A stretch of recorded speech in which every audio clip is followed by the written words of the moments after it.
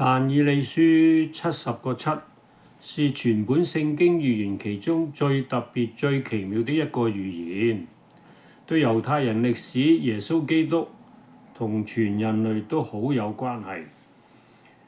咁個背景係點呢？背景就係當時以色列人呢就被擄去到巴比倫，而巴比倫當時呢亦都俾波斯滅咗啦。咁所以呢就俾波斯就控制緊呢個以色列人、猶太人。咁先知但以理呢就從耶利米書得知呢，雖然係被擄去到他方其他國家，但係都係70年為限啊。咁所以佢知道70年為限咧，咁但係點解而家仲未翻去咧？係咪我哋又做咗啲唔好嘅得罪神，所以依然翻唔到去咧？咁就披麻戴孝咧，就跪下祈禱。咁神就聽咗但以理先知嘅祈禱咧，咁喺經文就話：你初懇求嘅時候就發出命令，因你大蒙眷愛啊，所以你思想明白以下嘅異象咁啊。為你本國之民和你聖城已經定了70個7為你本國之民和聖城咧，咁即係話咧係以色列民啦，同埋耶路撒冷聖城啦，已經定咗個日子就係70個7。70個7咧原文咧就7個星期7 week， 咁77咧就49日。咁咧以聖經解釋咧，一日頂一年啊！好似喺呢個以西結書咧，曾經神默示一個先知咧，有關去做一件事情咧，一日頂一年。咁所以咧變咗490啊，都490年啦，係咁樣計出嚟嘅。咁跟住25節就係你當知道、當明白啊！從出令重建耶路撒冷，直到受膏君嘅時候咧，就有兩個數啦，就必有7個7和62個7。在艱難嘅時候，耶路撒冷連城帶濠都必重建做。咁62個7同7個7係點計？一陣間就同大家解釋啦。咁咧而家個圖表咧就係咁樣嘅。佢話從出令重建耶路撒冷，必有7個7同埋62個7，直到有受膏君嘅時候咁點樣計嘅咧？從出令，咁呢個日子好重要喎。一出令由邊個日子起，同呢個490年呢個預言咧好重要啊！如果呢個重建聖殿嘅日子搞錯咗咧，咁整個原系統咧就好難去銜接噶咯。咁就可能差之毫釐，謬於千里噶啦。咁稍微解釋下咧，就係如果係計翻聖經入邊嘅轉載咧。正式叫以色列人翻去耶路撒冷重建聖殿咧，係分3個皇帝喎。當時嘅波斯王，即係而家嘅中東嘅伊朗而家就唔係叫伊朗當時叫做波斯現在嘅國家就係等於伊朗好啦。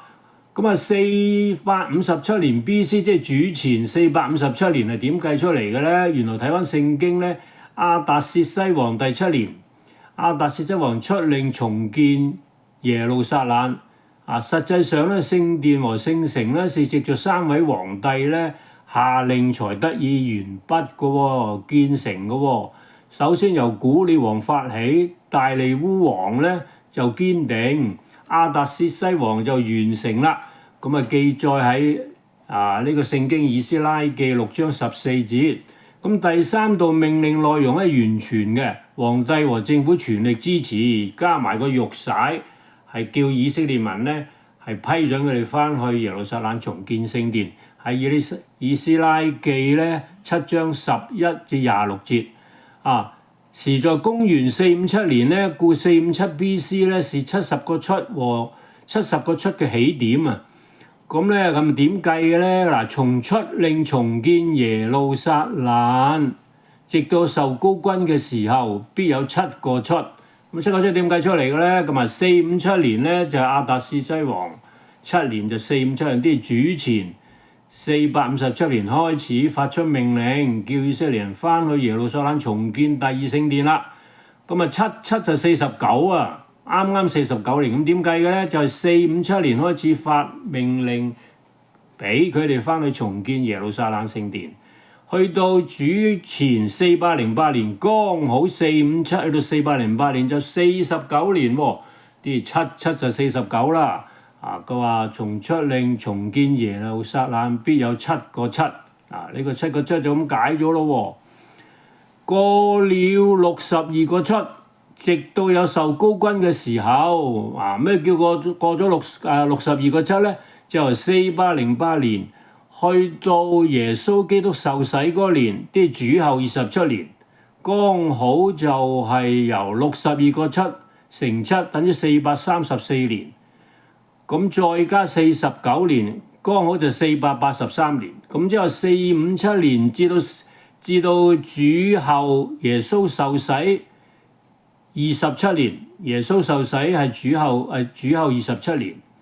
根據聖經嘅記載，咁之後由457年至到主後27年咧，就剛好係483年。咁483年仲有7年先係490年喎。咁點計嘅咧？咁即係話由耶穌基督受洗主後27年至到司提反被石頭釘死，剛好係主後34年，total 就7年。咁呢7年係咩嚟嘅咧？呢7年咧主要係特別咧係傳呢個彌賽亞受膏君嚟到呢個世界。特別係俾以色列人嘅最後呢7年。點解會咁講咧？咁因為咧耶穌咧特別吩咐門徒咧係咁講嘅。佢話咧喺呢個馬太福音10章曾經咁講，耶穌就差遣12個門徒去吩咐他們說：外邦嘅人的路你不要走，撒瑪利亞人的城你不要進，寧可往以色列家迷羊那裏去。咁點解咧？原來天使加百列長話俾呢個但以理先知呢70個7同埋呢個日子咧係由發命令重建耶路撒冷，跟住彌賽亞受膏君會嚟啦。咁跟住咧最後嗰7年咧就特別係俾猶太人知道耶穌已經嚟啦。咁耶穌在世3年半咧，由27年至到31年咧，剛好係3年半啊。前3年半咧，耶穌在世嗰陣時咧係同門徒一齊傳，主要係傳俾猶太人，係特別嘅。咁咧耶穌因為傳福音俾猶太人咧，咁啊應驗咗聖經呢段預言啦。因為咧為你本國之民啊嘛，重建耶路撒冷必有受膏君嘅時候啊嘛，啲話彌賽亞會嚟噶啦。耶穌都特定叫耶穌同埋耶穌叫啲門徒咧唔好去外邦人國家，只要往以色列迷羊那裏去。以色列家迷羊那裏去，咁即係特定係俾以色列人噶咯喎。咁但係好可惜咧，以色列人不但唔信耶穌係彌賽亞，反直接間接咧害死耶穌，釘十字架嘅喎。咁呢個咧亦都係歷史事實。過了62個7咧，那受膏者必被剪除。咁即係你過咗62個7，由457年到483年啦，啱啱就62個7，加埋條數咧483年過咗啦。62個過咗咯喎。嚟到呢度咧，耶穌就被釘十字架，正好係主後31年係被釘十字架。咁何其準確咧，應驗咗聖經嘅預言喎。過了62個7啦，受膏者必被剪除啊嘛。咁咧就應驗咗聖經預言啦，被剪除啊嘛。咁咧佢呢度前3年半就耶穌基督傳啦，咁後3年半咧呢7年咧係門徒傳喎。耶穌被釘十字架之後咧，門徒就四散啦，就傳福音俾外邦人啦。咁耶穌基督被釘十字架係點樣解嘅咧？咁因為佢話17之內，他必與好多人堅定盟約。17之內啲7年中其中嘅3年半咧，耶穌在世嗰陣時咧，就希望咧同以色列人堅定盟約，即係話俾佢知我就係彌賽亞啦，係救世主啦，我都係你哋以色列人嚟噶，同一血統，我就係神派我嚟拯救你哋噶，你信我咧就有永生嘅盼望噶啦，但係佢哋唔相信，咁所以咧呢個17之內，他必與許多人堅定盟約，以色列唔信，不但以色列人、猶太人直接間接害死咗耶穌釘十字架添嚇。咁耶穌釘十字架之後有咩預表咧？咁啊17之半，即係後17之半，他必與祭祀供獻止息。咁即係話咧，耶穌被釘十字架之後，前3年半佢傳道啦，後3年半開始咧，佢釘十字架跟住喺十字架講成了之後，跟住第3日就復活。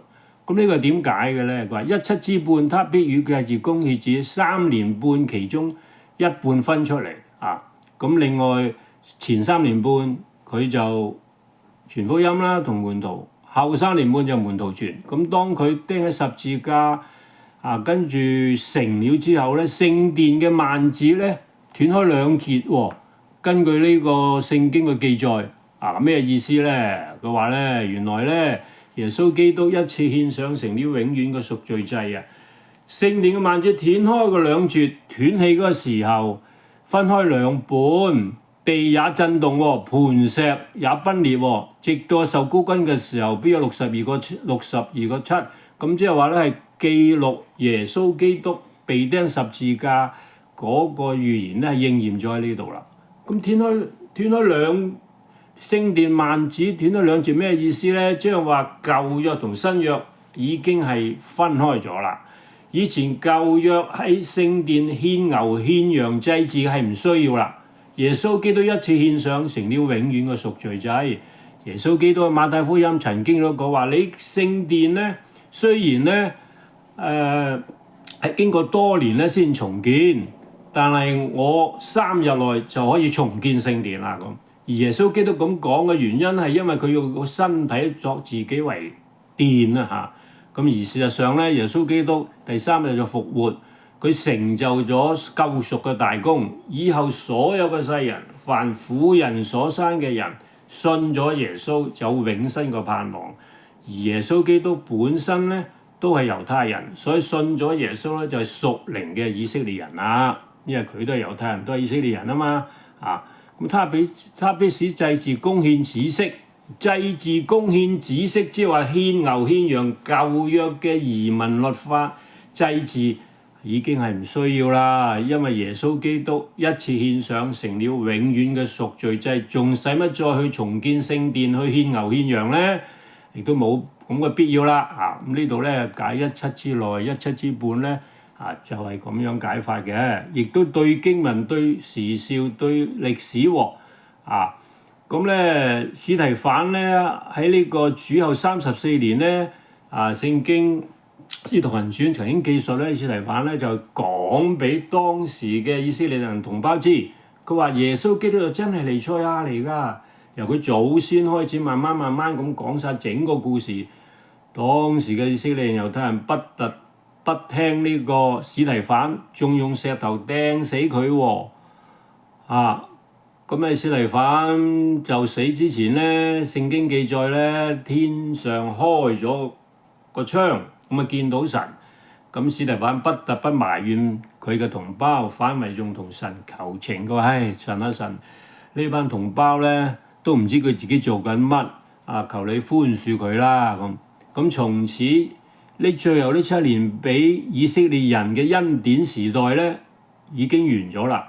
佢哋連最後一個警告司提反佢哋都唔聽間接直接仲害死埋耶穌釘十字架，所以佢個選民資格咧嚟到呢度咧已經完咗，以後信咗耶穌已經係屬靈嘅以色列人啦咁呢個解釋就係咁樣嘅。咁必有一王的民來毀滅這聖城，咁又應驗咗聖經嘅預言喎必有一王的民係咩人嚟嘅咧？咁樣我原來咧主後70年咧，羅馬帝國派咗提多將軍咧嚟攻擊當時嘅第2聖殿叫佢哋走，佢哋唔走仲反抗添。咁於是乎咧，因為當時嘅羅馬兵丁咧知道入邊嘅聖殿有金於是乎咧佢哋就拆咗嗰啲石頭咧，然後刮啲金出嚟所以耶穌喺佢在世嗰陣時警告以色列人，呢個聖殿咧將來會係拆毀，一塊石頭不再搭在另外一塊石頭上，係應驗咗耶穌基督當時嘅預言喎。咁而事實上咧，現在喺中東有個哭場啊，而嗰個哭場咧就係聖殿燒晒被毀之後，剩翻一幅牆，所以叫做哭場啊。咁呢個聖經嘅原則實覺出嚟到呢度咧，就完全照著人類嘅歷史一應驗咗喎。啊，咁亦都係吻合嘅經文，亦都吻合時兆同埋人類歷史。咁所以17之內，他必好多人堅定盟約；17之半，他必使祭祀供獻止息，已經係完全應驗咗喺以色列人、猶太人同埋耶穌基督嘅身上咯喎，藉著人類嘅歷史。好啦，咁呢個咧就係歷史預言派咧，係強調咁樣解呢個經文，因為呢個經文好重要喎，解錯呢個經文咧，咁解去啟示錄末後嘅預言咧就解唔到噶咯喎。咁歷史預言派強調17之半是指耶穌被釘十字架成了，正如希伯來書一次獻上成了永遠嘅贖罪祭，就應驗咗啦。經文都符合歷史同埋事實喎，也能夠連貫歷史同埋現今世界時兆嘅。好啦，咁另外一派咧，呢個就係我哋叫做將來派。咁將來派咧就係話敵基督仲未出現嘅。咁點解敵基督未出現咧？嗱，咁大家可以再將兩派唔同嘅解釋對比啦。咁分別喺邊度咧？分別喺呢度啦。首先咧，佢從出令重建耶路撒冷係445年咧，係以耶利米回去重建聖殿計。其實睇翻耶利米書，其中講述當時耶利米係冇當時嘅波斯王咧下旨或者用個玉璽叫佢命令翻去重建耶路撒冷嘅喎。佢只不過請求佢翻去告老還鄉咁解嘅喎。呢段經文咧，大家可以喺個耶利米書度揾到嘅。或者稍後大家可以我俾啲碌士咧，你就睇到㗎啦。咁再去到尾咧，佢哋好得意喎。佢咧去到尾咧計唔到數啊，因為你由445年去到主耶穌被釘十字架咧，係計唔到個 match 咧，好似先頭咧呢個插咁咧457至到27年主後483，跟住咧司提反咧被釘十字架司提反被石頭釘死，耶穌被釘十字架咧，全部連貫性咧係冇錯到嘅年份嘅喎，啱啱好457至到 A.D. 34咧係490年喎，70個7咪完成咗喺呢度啦。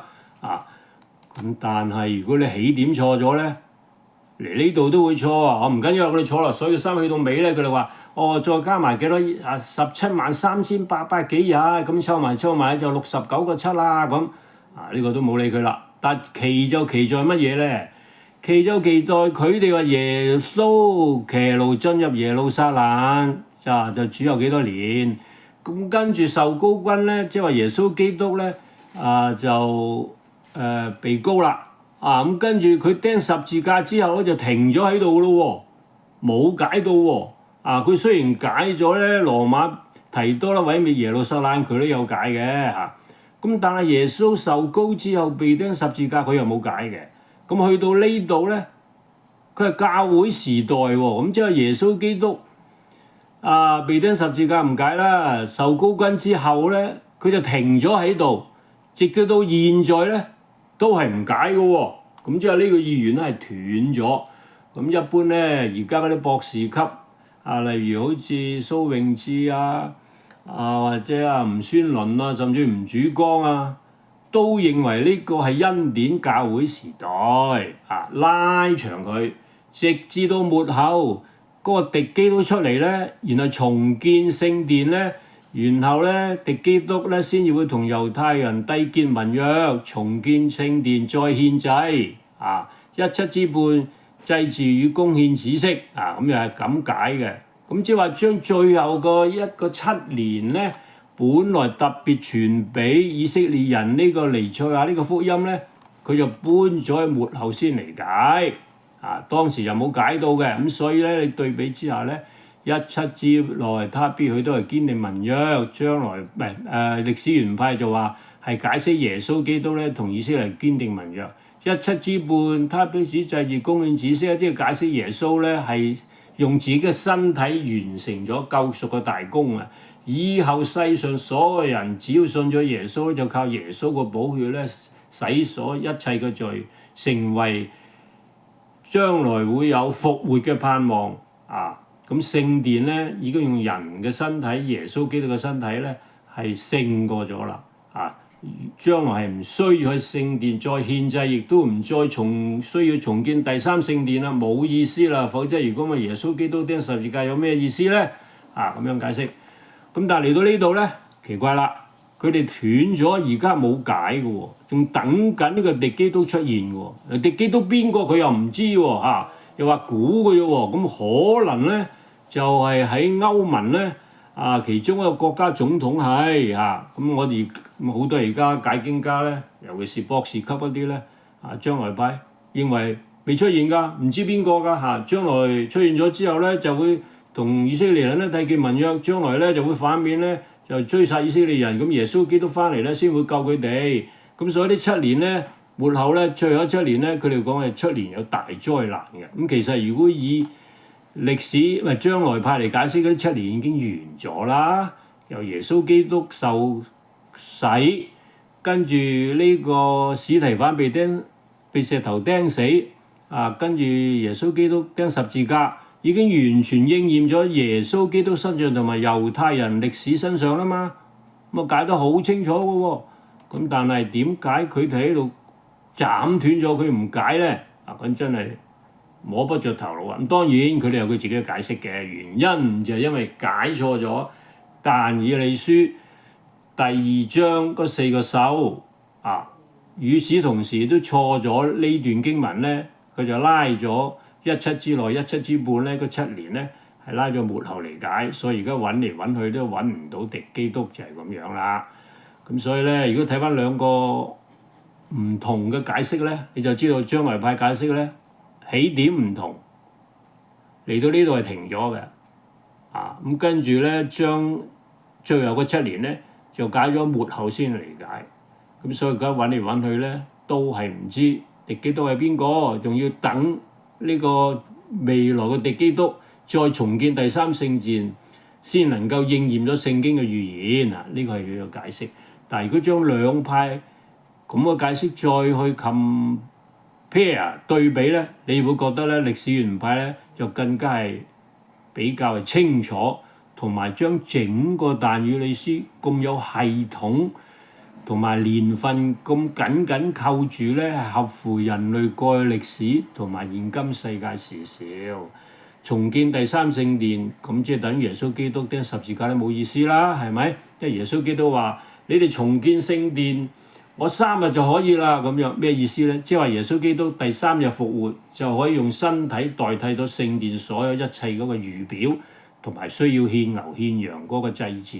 所以咧，其實呢個解釋咧比較合理啲，亦都合乎聖經嘅經文。咁今日咧70個7咧，暫時就講到呢度啦。咁其實要講咧，真係講多幾個鐘都得。